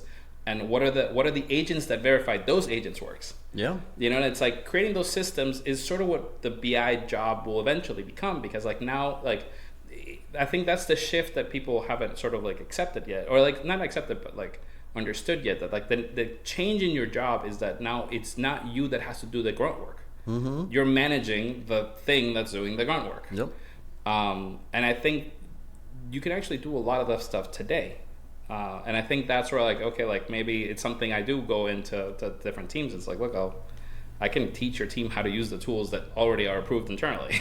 Right. You know, like, yeah, I think, but it's like you said, I think every area you have to have a certain, the experts. I think the people who are have the most advantage right now are people who understand the nuance of their space. Like a person that knows BI or a person that really knows marketing well, to be able to develop the skill for all these agents, all these tools to do the job well and help build the system. So I guess my question to you is though, when it comes to folks now, like I think there's a shift in terms of skill sets too. Like what becomes the skill that people need to build as just general employees? We could say it for the music industry, but we could apply it to anyone in general. Like, I think the reason I have a product is because I'm not asking artists to become experts in AI. Yeah, it's like, look, I'm taking on the work of designing this thing in such a way that you just have to be creative and do what you do. And I think that is the approach that I think most people have to take, whether they're building their own thing or they're working internally in a team. That it's like, I think the skill is in understanding what is the outcome you want, and then building the system that gets you that outcome consistently. Right. So for, you know, going back to like the BI team example, that it's like the shift is like you need to use your expertise in BI to use these AI systems to help other people generate the result consistently. And it's like, so it's like, it is a more of a, let's say like, you can call it system design, system architecture, like sort of like, there's a lot of, it's interesting how like, there's a lot of logic to this stuff, like in terms of like, okay, like there's a lot of quality control, like evals, a big thing that people talk about in AI, because like it's what makes you know if the AI agent or the thing doing the work is right or wrong. And I think that's where I think that's where that work is going. That it's like, and the skill that you need to develop is like, understand that your job is no longer doing the thing that and generating the outcome. Your job is designing the system that generates the outcome. Right. Yeah, like I would say, you know, builder mindset, right? Creative mindset. The only way you get to learn that stuff today is just by tinkering, which I think it's a really good suggestion that you're, you know, giving people. It's like, just try it to, you know, for your cookie recipes. It's like, just use it, you know, like just use it, because like it'll be much easier to understand how to do it when you're designing these systems, because like I think we get to use these systems on everything. That doesn't mean that like everyone has to all of a sudden become like an agent builder, like because the work still has to happen in the world. So it's like, okay, just because you've developed the skill that lets you run a BI report, like someone still has to own that that artist relationship to run that BI report in that moment. It's like, okay, like the agent just gave me the BI report that I wanted, and it took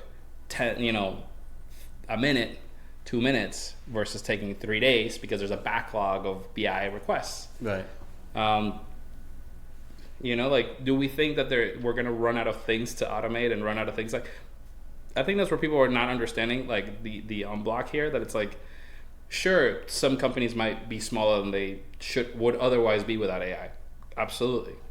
But I think the thing we're finding is that there's not less work to do. There's more work to do. Mm-hmm. Like, we were leaving money on the table. We were leaving work on the table.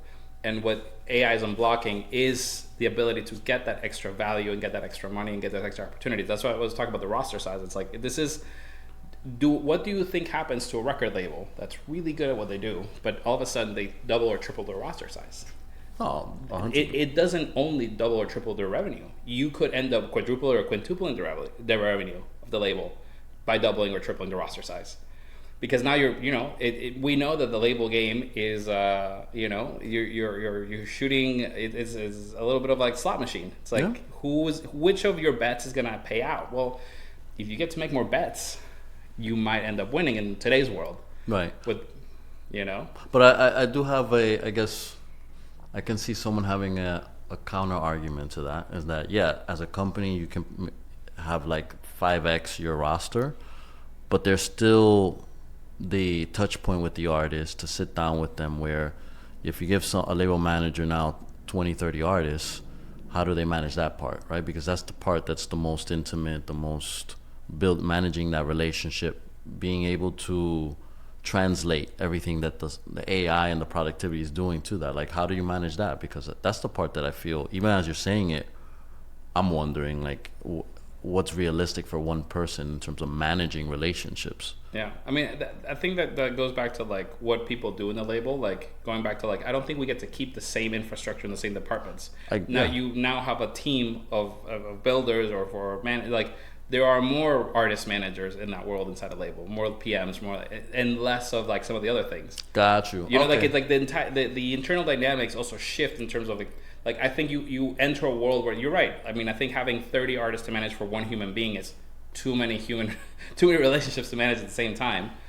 But that doesn't mean like what is the complaint that most artists and managers have about labels? It's like they don't care, they don't do anything, no one's really working for me. But it's like, it's not that you don't want to work with them, it's that you have priorities. And it's like, right now you might not be the priority because I have so many hours in the day, and this artist has an album coming out this Friday and you have one coming out in 3 months. But you know what though, I like the way you're putting it, and honestly I would agree. I can see that, in that just for anyone that's hearing this, let's say you have a company right now that has 50 people. Of those 50, 10 are label managers, and then the other ones are doing things like finance, legal, blah blah blah, that you can now, because you're limited in terms of the amount of artists you can support because of the label managers you have. But like, if all of a sudden now with AI, you're some of these other skill sets, abilities, you're like, it allows you to have just more label managers. Yeah.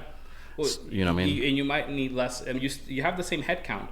And look, like, there's a lot of people that work some of these other jobs that probably would love to be a label manager and work with artists directly and be more creative and like do other kinds of work. Not everybody. Yeah. But a lot of people. Yeah. But I think, and look, just for anyone that's listening to this, we're not saying that all these other departments like are not important. I think the point here is that now with AI and certain and the agents and all the abilities, it starts to change what is needed from a human standpoint. In terms of developing these like abilities for agents that your team uses, like, it's a lot easier for someone with a finance background to create like a great finance report that the rest of the team can use as they're also working with artists. Like it's like again, because people become generalists. And I think it's like it's less. And obviously, there's a responsibility on the companies to transition employees into this new world. But I do think like someone with a finance background or a BI background or a radio background or whatever the team is that we're talking about, we're talking labels. It's like it's so much easier for a person with that experience to build something for the rest of the team that does that thing. Yeah. But now, and then it's like, oh, but I have a really strong marketing background. So like, I'm going to build something that helps your marketing workflows. It's like, we're all sort of helping each other. Again, you're sort of raising the floor. So now you have a team. And again, you're still having the same headcount, but now you have a team that's able to operate at like 2-3 times the volume without really increasing the amount of hours that they're working a week. Mind you, are we there today? We are not there today. No, not at all. But I do think that I think that's the potential of where we can go. It's like, yes, because I don't, things that we know are true today. We don't have less artists. We have more artists. Mm-hmm. We don't have less songs. We have more songs. Is the music industry making less money? No, it is not. Is the money like being consolidated in very few players? Sort of, but also not really. Like it's like the pie is growing more varied than it is consolidating. Yeah. So it's like I do think that the shift is like, well, like what happens to labels in the future? I mean, I think there's definitely room. Like I don't think the music industry shrinks into AI at all. No, like some people seem to think that like, oh, like, and then some people making bets out there. Like I have competitors like trying to replace managers with AI, and it's like I think that's insane. Yeah, and it's like, or try to replace a label with AI. It's like, do you know what a label does? I don't think you do. Not at all. It's like I know that there's out there like where who was it, like Steve Altman and all the different AI folks that they say there's gonna be the $1 billion company, whatever. That is gonna be a thing, and that's gonna be a thing. Yeah. But I agree with you that of all the different businesses out there, like the music industry, the music business, and certain aspects of entertainment business will always be relevant and important because they're human to human businesses, right? You know what I'm saying? For example, what do we do really well? Like I think about me when I was like in our house, like I had just started, and going back to full circle, right? Like when I started and I was using Google and reading books and trying to figure out how to start a label, man, it took me months and hours and hours and hours and hours of reading, of digesting, of planning, of understanding how to like structure the label, how to do this and that and the legal, like. And I think I thought about this a lot. It's like if I had a tool like Orphiq when I was starting, 4 months of that work could have easily be done in like 2-3 weeks. Yeah. Like 4 months of like and probably would have come up with a better system for the label than what I, came up with, almost 15 years ago. I have a follow up for you. Does this fast track more indie labels? The notion of AI, does it fast track more management companies? Like if you had to place a bet and we were on Kalshi, yeah. where do you think that shift happens? Because I do agree with what you said. I think that it does give companies the opportunity to. It gives junior employees the ability to operate more senior than they really should be, for better or worse. No, and also it allows you to put more people to focus on the artist development, the artist relations, the artist management aspect, and the audience side as well, which is like very high touch. And going back to the community thing and the DTC thing, like exactly. So, but if you had to place how that shifts the whole market, who gets the most benefit? Yeah, like is it more independence? Is it where does that shift happen? Well, I mean, I do think that everyone obviously gets the benefit. Again, I go back to the maintenance thing that I think this is the thing that people are missing. Like the people are like, oh, we can now create things and we can now do things we couldn't before, which is all great and I love it. Mm-hmm. I mean, I'm in that boat. I'm creating something that's impossible to do a year ago. Yeah. Not possible. Like not with my team size and budget size. Like couldn't do it. But now I can. Yeah. So I definitely get that argument. But it's also like sometimes you don't know what you don't know. Yeah. And I think the people that get to benefit the most are the people who are going out of their way to learn the things that they don't know. Right. And see where these like gaps are filled. Like there are management teams that are gonna kill it because of AI. Mm-hmm. And there's labels that are gonna kill it because of AI. And same with distributors and same with artists. Like there's artists that don't need my platform because they're so into the AI thing that they can just do it themselves. Fantastic. You know, I think that we're going into a world where like you people have to lean into their strengths. Mm-hmm. So I think whoever wins is the person that is most aware of their strengths and most aware of like where they bring the most amount of value to the chain. And it's like, you know, for us, you know, I don't replace the artistic vision. I'm betting that if the artist has an hour extra every day to live their life, to be more creative, to not have to be like, what do I post today? What do I write for this caption? I think they're a better artist because of it. Oh, I think 100%. they have more success because of it. Like 100%. That's the bet I'm making with this AI tool. It's like, look, I don't want you to have to learn how to. I mean, I think it's great if you want to educate yourself in prompt engineering and AI systems and agents and all this stuff. You want to just get your hands dirty. Like it's super fun. I think it's super fun. Mm-hmm. But I don't think like that. You know, like that's not where most artists' time is best spent to get the most value to themselves and to the world. Yeah. You know, like. And I think going back to like the teams, it's like, okay, what does a label do, or what does a manager do in the world of an artist, or a label, like in terms of like growing a song, growing, you know, expanding sort of like the footprint of a song. And it's like I don't think independents automatically win. I don't think major labels automatically win. I don't think managers automatically win. I think it's like it's the teams and the people that like embrace the technology, embrace the tools, and also like really get like take on the challenge of redesigning how they think and work. Mm-hmm. Like I think the ones who are I think the people who win are the ones that are able to reinvent themselves. And not every label is going to reinvent themselves. Not every manager is going to reinvent themselves. Not every artist is going to reinvent themselves. Not everybody's going to be willing to reinvent themselves in the transition to this new world. And I think that people, like, I don't, you know, I say this for our platform, that it's like, I don't think that, you know, there's AI music now, right? As a competitor for content consumption. And it's like, look, AI music today is not great. Like, it's okay. Like some things, you know, it's interesting because the most successful AI music things are things that have a lot of human input. Mm-hmm. Like you don't see how much prompting back and forth happened to get that one song, or to get those like stems, or to get that thing that someone ended up making for an AI song. You know, like, and sometimes like the most viral things with AI music have been like recreations of other things, like covers, like AI covers, like, you know, the funk cover of this Brazilian funk song, you know, or the whatever the case is. The human input was massive in some of these things to make it. But we're going to go to a world eventually where the AI is going to be incredibly good at like coming up with things that are fairly interesting out of the box with minimal human input. It's going to happen. When? Don't know. Is it going to be like interesting? Don't know.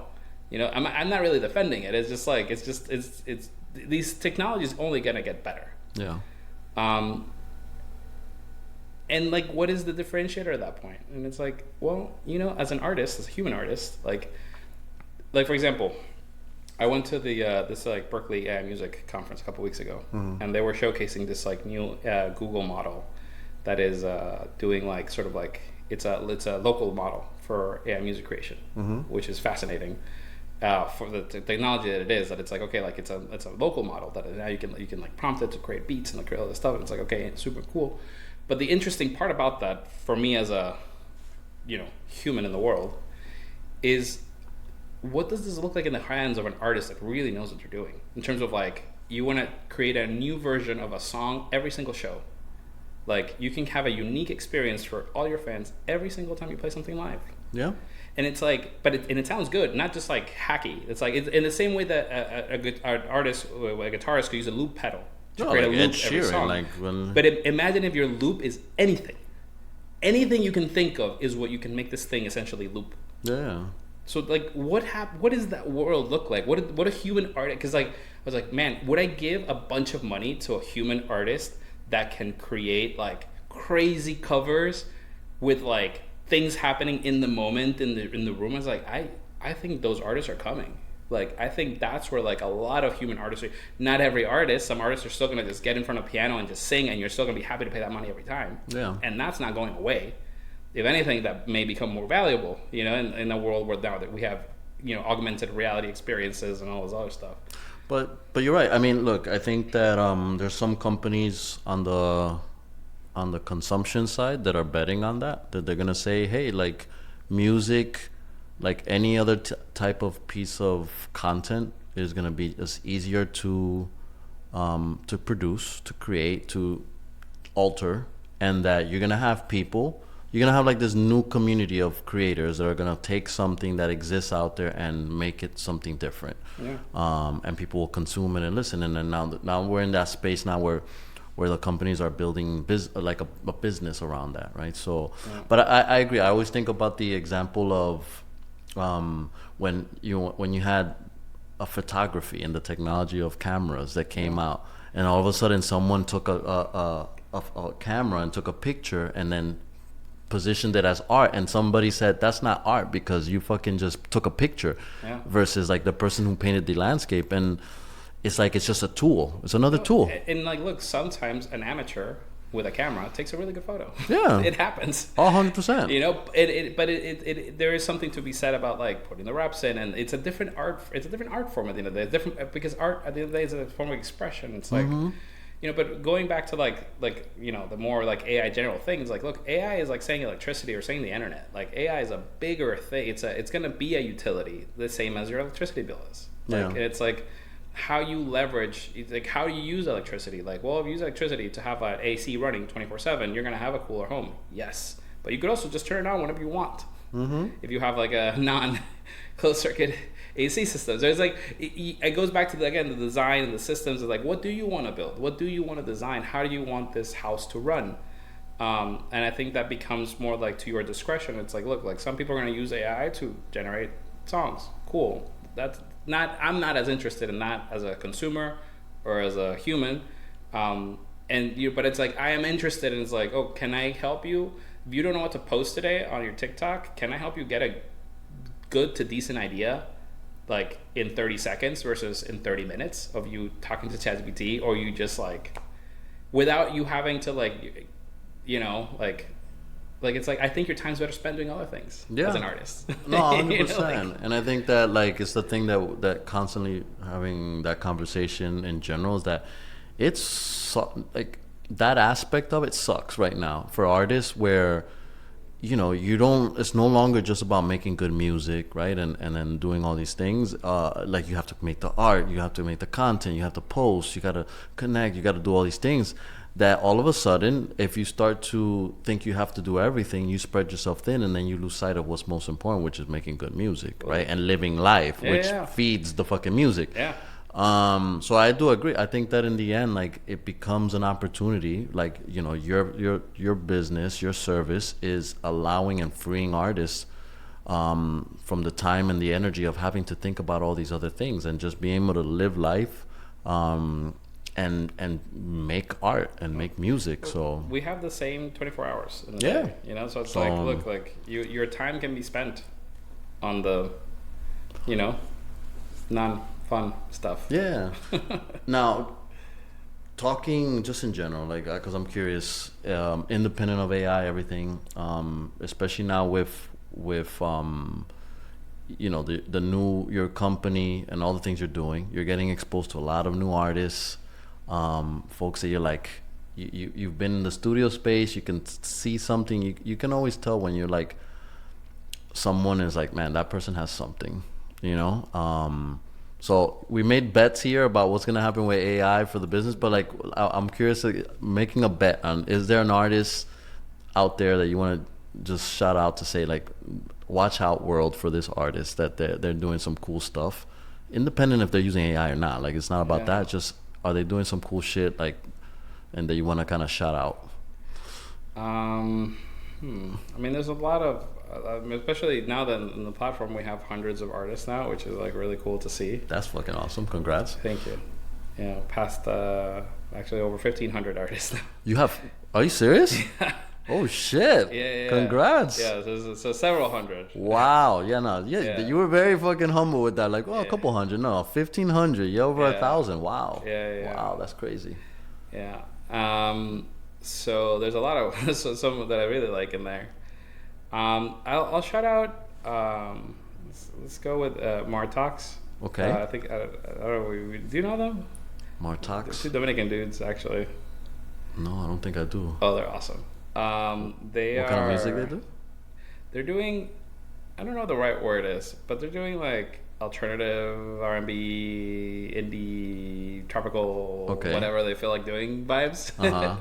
But they are, I don't know. I love them. They know that I've been a fan for a long time, just like as a fan. So it's like I've always been really shy about talking to them too, because it's like, oh, like you know, like who am I? Like, and it's like, but just like I'm like a fan, dude. But I told them like whatever you need. But they started using Orphiq. Actually, they use it a lot, which is cool. But it's interesting because they actually use it more for like business stuff. Okay. Than like, I hope they're okay with me saying this. It's like, but they use it a lot for business stuff more than like sort of like creative stuff, which is like sort of like, yes, like that's kind of what I want.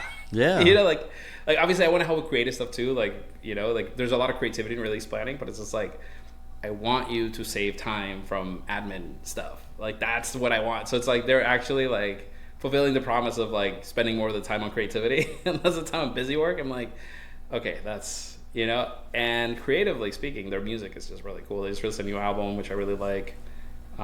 Just like good vibes, like very like, I don't know. Like I when I first heard them, I think they just opened for Juan Luis Guerra like a couple months ago, which was cool for them. Yeah. Oh shit.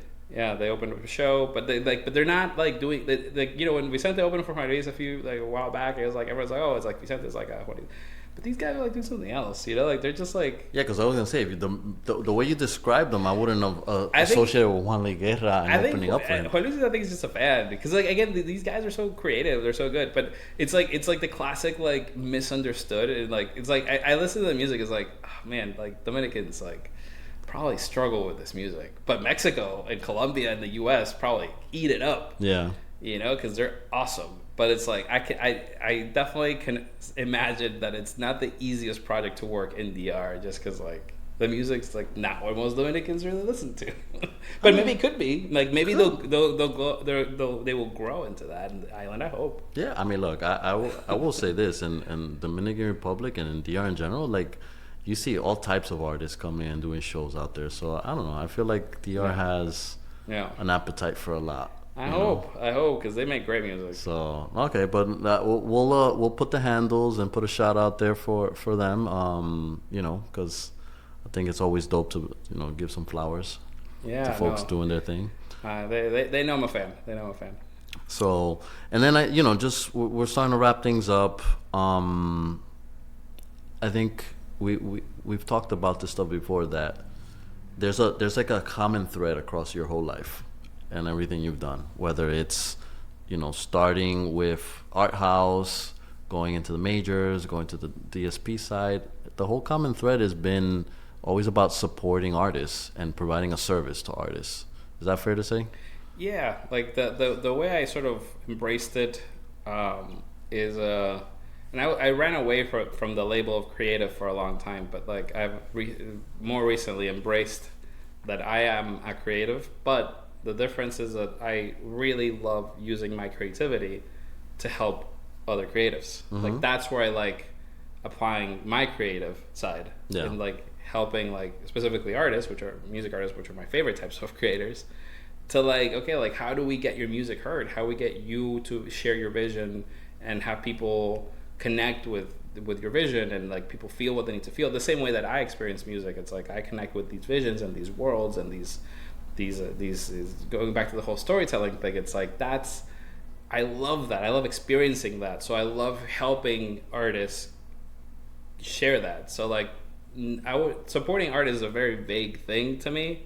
Yeah. What does that mean? That's fair. Like it's like what does supporting artists mean? And it's like, to me, like at least my definition of it, it's like, look, like I have like this intrinsic need to help person that needs to hear your song to hear it.